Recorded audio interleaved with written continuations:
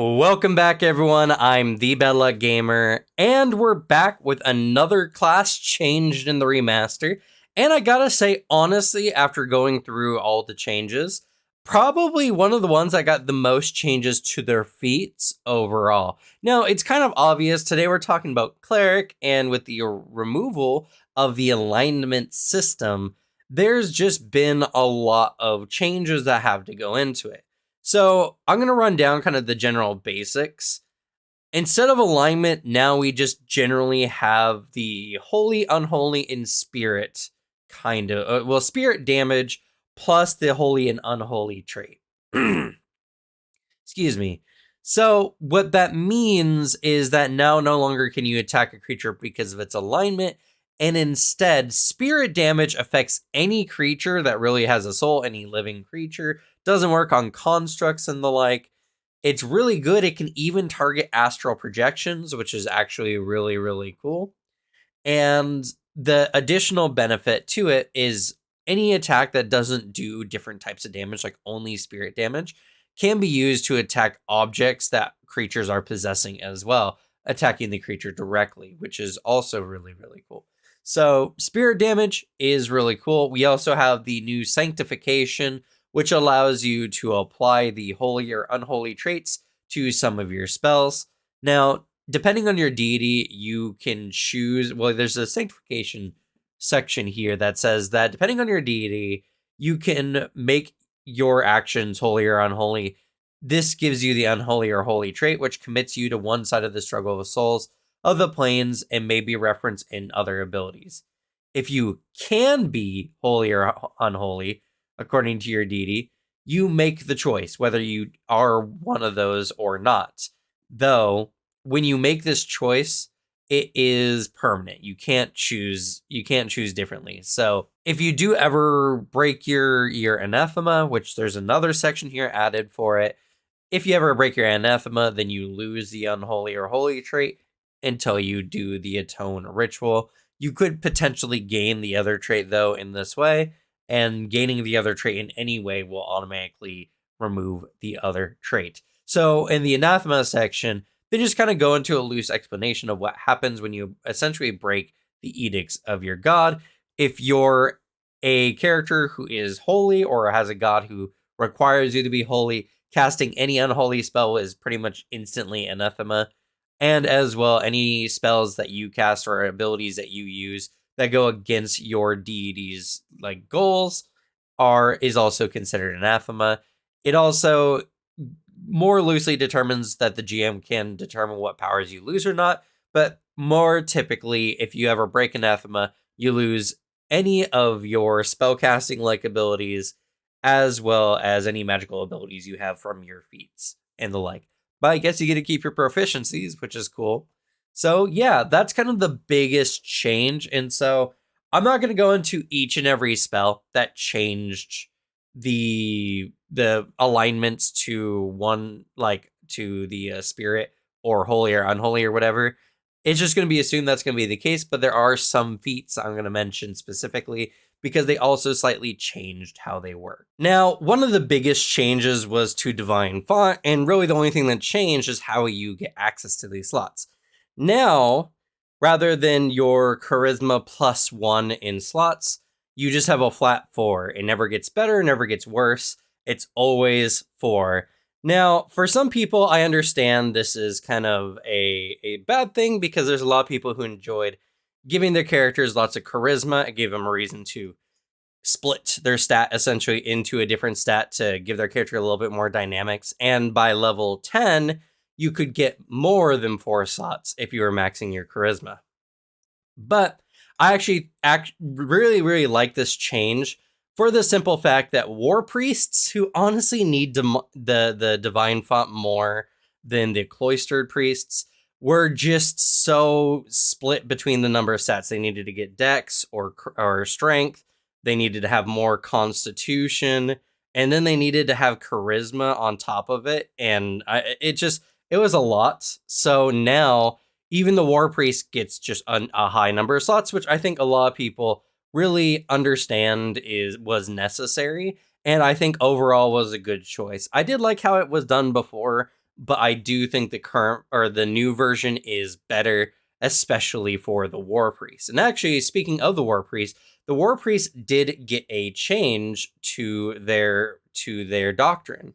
Now, it's not crazy, but now at level 19, when they get their final doctrine, the War Priest gains master proficiency in their deity's favored weapon. So now the War Priest can essentially be kind of a better Magus in some ways. No, not exactly, but they're now a full caster who also gets master proficiency in both when either using spells or they're using their weapon. I wish they had made it the deity's favored weapon plus simple and martial weapons, but oh well, it is what it is. It's level 19, so it's not a huge deal. It's something a lot of people have been asking for, but honestly, it's not going to affect most players of games anyway. I don't know, the whole War Priest, I liked War Priest before regardless, but now War Priest got a huge number of buffs through the feats, and now they even get up to master proficiency with their strikes, which is really cool because, you know, they're also still a full caster, maybe not getting legendary proficiency, but at the very least, they have tons of spell slots to work with, and their divine font. They're just really, really strong. And that's it for the general class changes, but now we're going to go into the feats. But before we go into the feats, first I wanted to thank Paizo so much for giving these books to me a little bit early so that I could research and get this information to you guys out in a timely fashion. Though this is not a sponsored video, all my thoughts are my own. Paizo just provided the materials to me as a complimentary for covering their and reviewing their materials. So people want to know that. That's also information can be found in the description below. Speaking of the description below, you can also join our Discord where you can see any of my videos that go live. And we talk all things tabletop there. Our community is growing all the time. And as well, while you're down there, you might as well leave this video a like so other people have a higher chance of seeing it, and subscribing if you like this kind of content, as I'm going to be covering as much of the new remaster stuff as possible. I'm going to be doing pretty much 2 weeks straight every single day covering new content for the game. So if you're interested in what's happening in the new remaster, I would subscribe. But let's go ahead and start talking about the Cleric's feats. And honestly, they got so many feat changes, probably more than any other class. So there's been a lot of Cleric kind of like design space that was split between evil and and good actions. So now many of those have been removed in place of a more neutral state. It's arguable if it's neutral because of the wording, but for instance, now vile desecration and holy castigation have been removed, or rather combined for divine castigation, which makes your what is it? When you cast harm or heal, you can add holy or unholy trait to it. So it allows your harm or heal spells to affect creatures that have the opposing trait, even though they normally wouldn't be affected by those. For instance, any kind of fiend will be affected by the holy trait, taking damage, even though they're living creatures and normally could take the vitality that the heal font often uses. So overall, a good improvement, and it opens up more divine space to add more feats. In fact, speaking on more feats, the Clerics got a really cool feat at level 1. It was level 2. So they got a really cool feat at level 2 called War Priest's Armor. And if you are of the War Priest Doctrine specifically, then you gain heavy armor proficiency.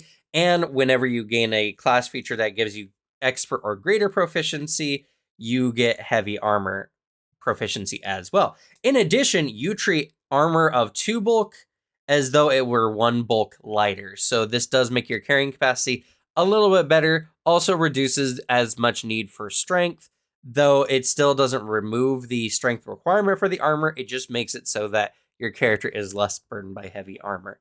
Really cool. Honestly, something that works really well and was a lot of what happened to Cleric. Cleric got a lot of design space essentially freed up by the removal of the alignment system. And so in place, they were able to tune up a lot of War Priest related feats and feats in general for the Cleric. At second level as well, we've got one of the probably the most obvious changes due to the OGL business, which is Turn Undead has now been changed to Panic the Undead. Turn Undead is one of those very famous spells from D&D, and so this was a very obvious name change they were going to have. And yeah, it didn't really change, didn't really do anything, but it did clarify, because this is one of the things about the Turn Undead that was really silly, that it was never changed like in an errata before. But most undead are mindless, meaning that they're immune to mental effects. Turn Undead never specified that it affected even mindless undead. It was just kind of assumed by the player base, because otherwise it would be mostly useless. Panic the Dead specifies that mindless undead are not immune to the effects due to them being mindless. So, some much needed clarification and obviously a much needed name change. Overall, Panic the Dead was just generally improved, though not really much in practice. Actually, speaking of Panic the Dead, Channel Smite now actually procs with Panic the Dead or Turn Undead. Channel Smite, if you're not familiar with the feat, allows you to essentially do a spell strike with a harm or heal spell. And so what it did before, though, as it was written, was it just added the damage from that spell to the creature. It didn't cause it to fail the save, as it were, which was required for Turn Undead, now Panic the Dead. So now Channel Smite triggers Channel Smite now triggers, there we go. Sorry, my bad. It's been a really early morning for me. Now it triggers Panic the Dead, meaning that when you Channel Smite an undead creature, it automatically fails the save, meaning that when you use Channel Smite on an undead, they are automatically frightened one, no matter what, making Channel Smite actually an insanely good ability. It's overall got that feature, that just changing it from adding spell damage to the creature automatically fails made it work so much better with this feat and potentially other feats that they add to the game. So a very solid improvement in my books and a really solid combo of feats. Another combination feat was Necrotic and Radiant Infusion is now just combined together with Divine Infusion, and it operates all the same. So the only thing you really need to know is that now it's a spell shape, not a meta magic, because they removed meta magic, and we have just one feat for it rather than two feats, which honestly works out pretty well, especially if you were capable of doing either harm or heal with the versatile, what was it? It was versatile font.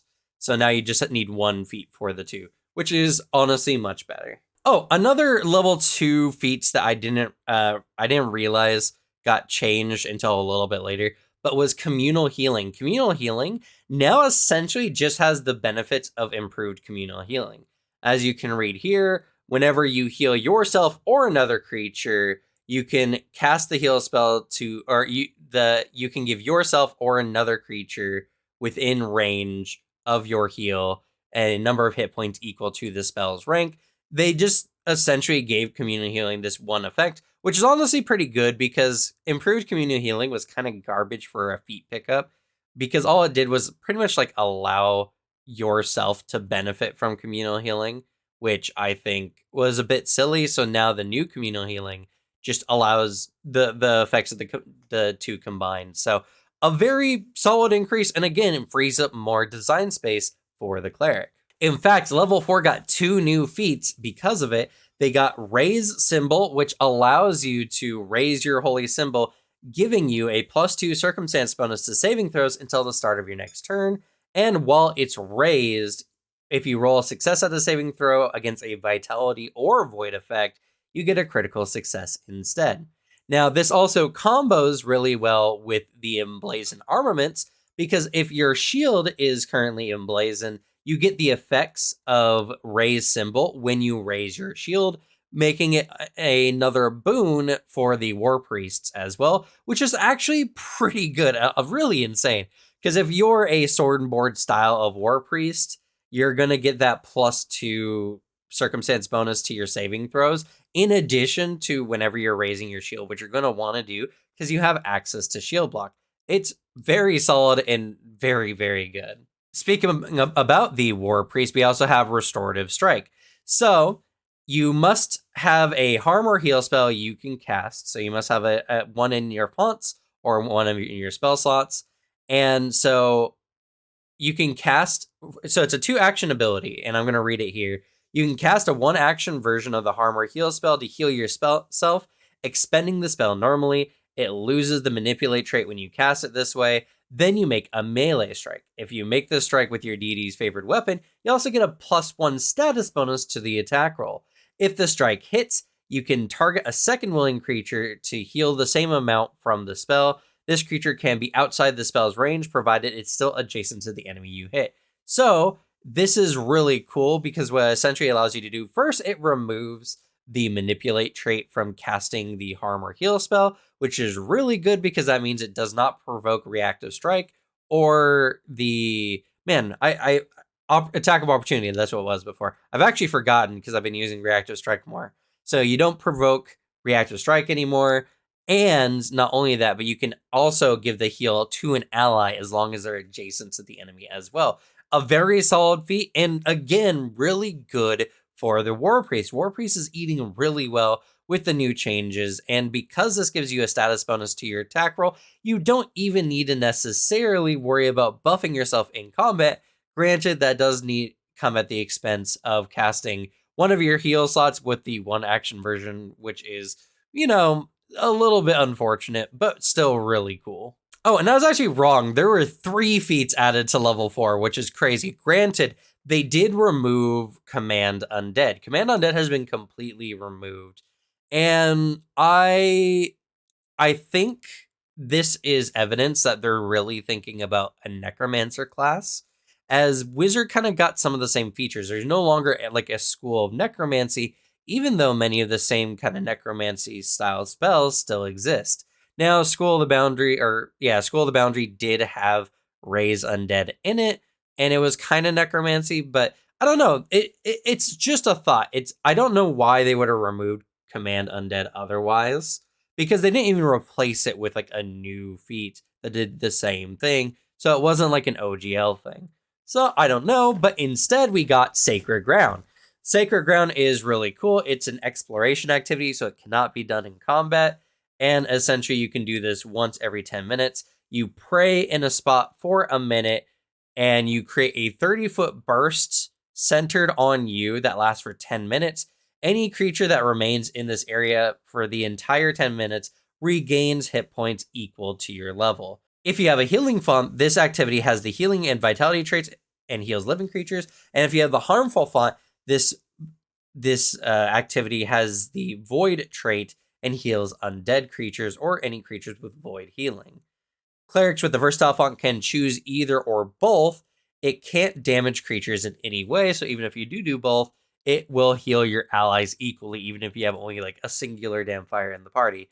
Overall, really cool. The only thing I will state is that because of how it works, the intent is this is kind of like your rest, the 10-minute rest that most classes use to get back their focus points. It will need to become an 11-minute rest because the cleric is doing an action for a minute before this effect takes place. That's not going to be a big thing for most people, but it is a technicality that I'm sure will come up in some games for some annoying reason. Regardless, Sacred Ground is really cool, and it makes the 10-minute rest that a lot of groups have even more profitable for the party, which I think is very solid. At 6th level, we got another new feat, Divine Rebuttal. It's a reaction, and I think another one really focused on the War Priest, as the trigger is your ally is about to roll a saving throw against a magical ability of a creature you're adjacent to, and you are currently wielding your deity's favored weapon. So you strive against magical threats physically and spiritually. You can strike the adjacent creature with your deity's favored weapon. If you have the holy or unholy trait, the strike gains that trait. If your strike hits, all your allies gain a +2 circumstance bonus to the triggering save, or +3 if it's a critical hit.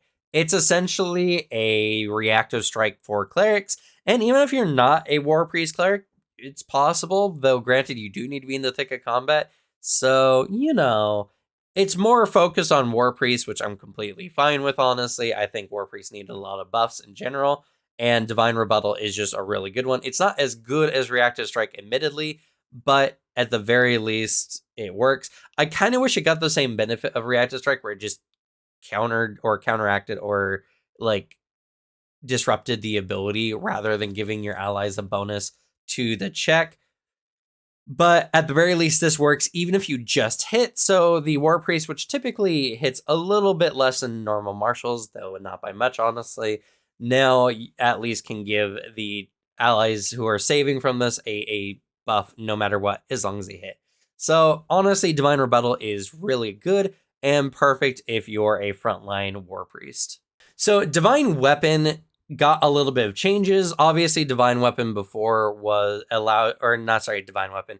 It was, oh no, yeah, it was Divine Weapon. So sorry, I was looking at my notes. So Divine Weapon now, rather than just doing alignment damage, does spirit damage. That's pretty typical. That's what it mostly does. But also it can use the holy or unholy traits. Just something I figured I'd mention. And a really good example of how most of the feats that did have alignment damage or anything alignment focusing were changed. Also at level 6, there was another change, Selective Energy, now not going based on your charisma, as that was kind of the design of clerics before. Now just targets up to a flat of 5 no matter what. So, well, not no matter what. You can't change it in any way. So it's just up to 5 creatures in general, which is honestly a really solid change and pretty good in general, as it allows the clerics who, I mean, at this point, if you were a charisma cleric, you would get this amount. But again, War Priests or the like, it just allows for more easy selective targeting without the need of a charisma investment in a wisdom casting class. Another great improvement that makes the class a little bit less stat intensive. And also, or at level 8, we got our Restorative Channel was changed, or Channeled Succor was changed to Restorative Channel.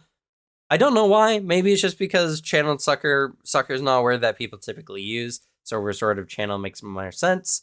It, in any regard, it does the same thing, though it does have the new change spells in here. Many of their names did change due to the proximity to D&D spells.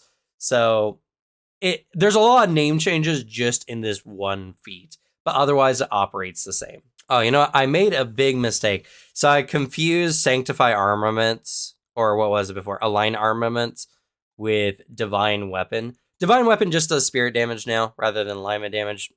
It wasn't something you took multiple times before, but now Sanctify Armament was the one that was changed so that you couldn't align your weapon with certain alignments. It's more along the same thing of Divine Armament in any regard, as one, it was now changed from Align Armament to Sanctify Armament, and now it does spirit damage, and you can't take it multiple times, but otherwise, it's the same. There's been a lot of changes that came with the Cleric, and the biggest thing was just the removal of many of the excessive feats that Clerics had to give them access to more feats, which I think overall works out very, very well, and honestly didn't make sense that there were multiple feats for some of these anyway. So a really good change, and this one's mostly just mentioned because it's a name change and it has all that kerfuffle around alignment damage. So yeah, that was another good improvement as well. All right, and at level 8, 2 new feats were added. Void Siphon, which was, it feels snuck in here because there's nothing similar to it before and is actually really cool. Now, if you deal damage with the harm spell and the creature critically fails, they're also drained 1, which is pretty good, especially if you're a Cloistered Cleric who has either a versatile font or maybe, an unholy deity. And whatever your games are, this is a really cool ability, really good if you're constantly using harm, which honestly, harm is such a good spell because of its versatility that Void Siphon honestly seems like a really good pick to me. So a really good addition, and one that's not actually orientated necessarily towards the War Priest and better towards the Cloistered Clerics. Zealous Rush, though, is very much a War Priest style of feat, as it's a reaction that you can take whenever you cast a divine spell that takes one or more actions. And essentially what happens is if you're buffing only yourself or your equipment, which this is really good with the Bless spell. Actually, this is insanely good with the Bless spell because you can bless yourself, which gives you a bonus to your hits. And you can stride up to, I think, your full stride, because I believe Bless is 2 actions. So yeah, if it's a 1 action, it is up to 10 feet, but if the spell took 2 or more actions, you can stride up to your full speed instead. Really, really good. Something I think that really benefits the style of the War Priest, and this honestly I think is a must-take feat, because this gives you a level of dynamicness in combat, allowing you to move and cast spells at the same time. As long as you don't have a reaction you're necessarily like saving for certain types of actions. Really good in the first round of combat, really good to move in combat in general. You don't have to move in a specific way either. And since most spells take 2 actions, you're more than often going to get a free stride out of using a spell, which is honestly pretty good. So Zealous Rush is an insanely powerful feat, especially if you're playing a War Priest. This is one of the few times that this is a very small change to a feat, but Shared Avoidance now, rather than going to allies within 15 feet of you, is now 20 feet. Just a 5-foot increase, that's it. No other changes. It's good. Interesting that they went this far with it. Cleric got a lot of fine-tuning with their feats. Honestly, it's surprising considering that Witch, I don't even think got as many changes to their feats, despite Witch getting the biggest overhaul. And while Cleric isn't really getting an overhaul as far as the class generally works, they got a lot of feats that really tuned up, especially War Priest. Yeah. So a 5-foot, increase on Shared Avoidance. It's pretty good. Nothing I think anyone was really demanding, but it works. It helps out. So I'm glad it's here. So along at, I think it was level 10, they've removed a couple of spells. They removed Improved Command Undead, obviously because Command Undead is no longer in the game. And as well, they removed Through Spell, which Through Spell was a very interesting choice because, let's see here, where was Through Spell? Because it essentially allowed you to apply a spell-shaped metamagic to one of your feats that just prevented some target from benefiting from cover from living or undead. Maybe it's because of how spirit damage works now, I'm not sure. Through Spell being removed was very interesting. So I honestly couldn't tell you the exact reason why Through Spell was removed.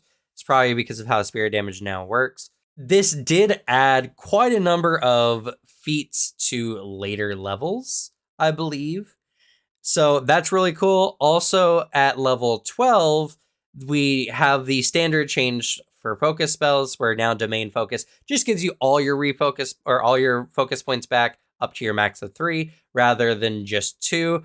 Insanely good. Another good increase. And that also means we lose Domain Wellspring, which was the level 18 version, which just combined. So it's just a power increase for most casters. Now, at level 12, we did get a lot of new feat increases. We got a new feat, Fortunate Relief here, which whenever you when you cast a healing spell that attempts to counteract an effect, you can roll the counteract twice and take the higher value. Actually, really, really good if you're playing like a Mercy style of Cleric, like a Mercy archetype especially. There's so many ways that they can remove effects and is a healing spell, so that means it functions very well. Fortunate Relief is really good if you're going the Mercy style from the Blessed archetype is what it was called. So yeah, Fortunate Relief, really good if you're playing a cleanse style of build. Not many people will be, but for the ones who are, this is an insanely good pickup. Sapping Symbol was also added as an improvement to Raise Symbol before, which is a really cool feat in my opinion, because this also worked with Emblaze and Armament when you're using a shield. So now as a reaction, while you have your symbol raised and you're about to take damage from a melee strike, your religious symbol glows with sacred energy, turning the attacker's strength to weakness. Attempt a religion check against the target creature's will DC. Regardless of the result, though, the creature then becomes immune for a minute. Now, the creature critically or if you critically succeed, the creature's enfeebled too until it spends at least one action moving away from you. As the success is as a critical, but is enfeebled 1, and nothing happens on failure or crit failure. So a very good one. This one is more focused not necessarily on the War Priest, though it could be used on War Priest, and a lot more focus on the Cloistered Clerics who are giving enemies a good reason to move away. Now, obviously, if you're going with the War Priest route when it came to raise symbol, you're probably just going to want to use shield block instead, as it will probably reduce more damage than making the enemy enfeebled too. But you could sacrifice the damage reduction for only 2 damage reduction on crit or 1 on success, and, you know, have the enemy move. It's, I don't know. This one I think is just much more focused on Cloistered Clerics, giving enemies a good reason, hopefully, to move away.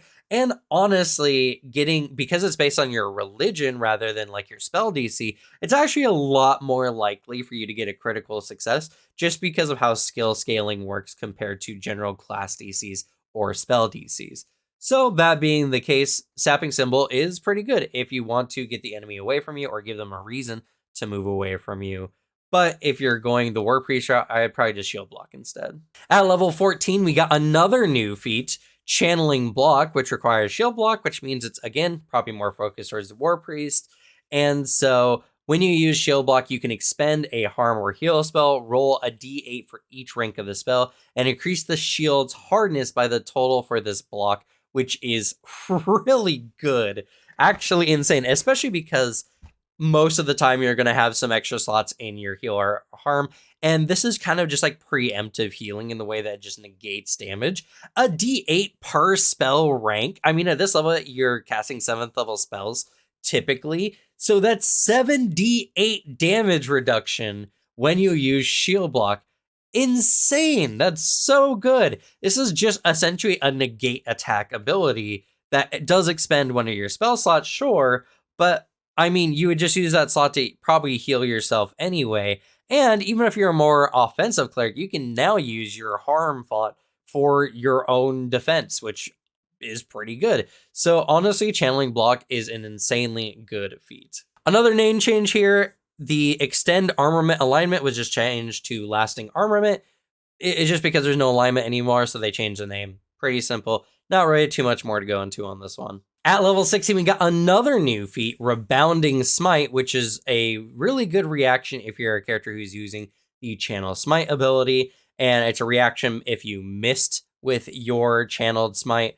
And what happens is you can cast the 1 action version of the harm or heal spell you expended, targeting a creature other than the target of your strike. So this is really good in a lot of ways because it essentially creates a spell or a fail safe for whenever you're using your channel Smite. And what this more or less does is now you can either cast it on another enemy if you're adjacent to 2 enemies, or if you're fighting like an undead and you're using the healing font to, you know, do your channel Smite, now you can just instead heal yourself. Honestly, there's no reason why not to. And it's not like you're going to resist it. So this just makes Channel Smite have way less of a risk to you at the cost of a reaction, which again, most clerics don't even have reactions typically, though granted with all the feats that they're adding in. War Priest might be really hard pressed to spend reactions to use this one. I don't know, but I do like Rebounding Smite. It just prevents the feels bad moment of missing with Channeled Smite, which I think is just good like game design. The Remediate feat actually got changed and is now better. So now, rather than targeting a specific evil or good effect, Remediate just targets any of the any divine effect in the area. It doesn't even have to be any holy or unholy effect. So that's actually insanely good. Now you can just completely counter once per hour whenever you use the 3 action version of the spell, which makes it really good for any kind of cleric, especially cloistered clerics who are currently in combat with another like cultist or, you know, evil cleric in a sense, because now when you heal your entire team, if any of the buffs are current enemies are buffed by any divine effects from the enemy caster, well, now you can just remove one of those, which is really cool. So I think Remediate got a huge buff from this change. Level 18, we got some insane feats. I know a lot of you are really tired of hearing me say insane, and I don't care. I'm just going to keep saying it because I say it when I mean it, and I really mean it, because Divine Apex is such an insane feat. It is... Oh, I didn't move my camera again. Oh, goodness. Well, it is what it is. Anyway, Divine Apex. So Divine Apex, what it does is when you complete your daily preparations, you can touch one worn magical item that doesn't have the Apex trait. It now gains the Apex trait until your next daily preparations. And you can choose one of your deity's divine attributes. This item increases the attribute modifier by 1 or 2 plus 4, whichever is higher. A character can benefit from only one Apex item at a time, but essentially Cleric can now just add divine or just add Apex items to their team, which is insane. That's so good. Oh my, like Apex items are insanely expensive. That being the case, this is a solid feat pickup. And if you're not looking at anything in level 18 in particular, I would really take this one. This is really good. Just a stat bump is insane for a feat. It's really good. What can I say? Another new feat was added, which was Inviable. So essentially what this one does is when a creature hits you, it takes 3d6 spirit damage every time they do. If you have the holy or unholy trait, you can apply this to the damage, which is good. So Inviable is just thorns for a cloister cleric who just wants to make themselves not want to be hit, or for a war priest who's up in the front line, making themselves probably less of a desirable target for their enemies, which is good for you because that means you can keep healing and buffing your allies in the front line, and they're just gonna have to sit and bear it or take a bunch of damage to do so. A really cool feat, and honestly, I was very surprised that there wasn't a similar one like this before. But yeah, Inviable is just a really good feat. As I mentioned before, Divine Wellspring was removed from level 18. Just figured I'd mention it again since we're at that point in the video. And at level 20, Cleric's got another new feat, which is Avatar's Protection. It's a reaction when you are critically hit by an enemy and you have the Avatar spell prepared. So in a moment's danger, your god essentially protects you, taking your Avatar form. You cast the Avatar spell on yourself. The triggering critical hit is reduced to a normal hit, and its damage is applied after gaining the Avatar spell's temporary hit points. Really good if you're very invested in using the Avatar spell. So a really good pickup, honestly, as a reaction for a Cloister Cleric, which is probably the one more likely to take this, in my opinion. I think this is an insanely good pickup. And compared to some of the other level 20 feats, honestly, is probably my favorite. And the last change is now there's no longer Metamagic channel, instead it's Spell Shape channel because they changed the name. That's it. So that's going to be it for Cleric. Honestly, probably of the classes got the most feat changes in the game. War Priest now feels way better than it did before. A big buff for those who are really unwilling to invest in War Priest. And honestly, Cleric just looks like a really fun class now. I know a lot of you were very excited for Cleric, so hopefully this video gave you everything you needed to take forward into your games. Cleric getting all kinds of really good buffs. And as well, a reminder, this is only for what was added in both the core book and advanced players book for the remaster. So any feats or abilities picked up outside of those two books are still in the game, so canon, I guess, to your characters. So if you have any additional feats that weren't from specifically the core book or advanced players book, they're still as they were. They might get eroded here soon, depending, probably will, especially in Cleric's case. But yeah, that's gonna be it for me. Hopefully y'all enjoyed. This was a really fun one to make. I was very excited to make this one. And also, don't forget, you want to see more content like this, please subscribe and like this video so other people get a chance to see it. I'm going to be covering all the classes, plus spells, plus all kinds of other stuff. And I'm going to be doing this every day until I get all the information out. So if you want to get that information before the 15th when it releases in stores, well, you know what to do now. Anyway, thank you all so much for watching. Good luck with your games. Leave the bad luck to me. And tomorrow, I think we're going to be looking at the Bard. So if you're a big Bard player, stay tuned. Bye.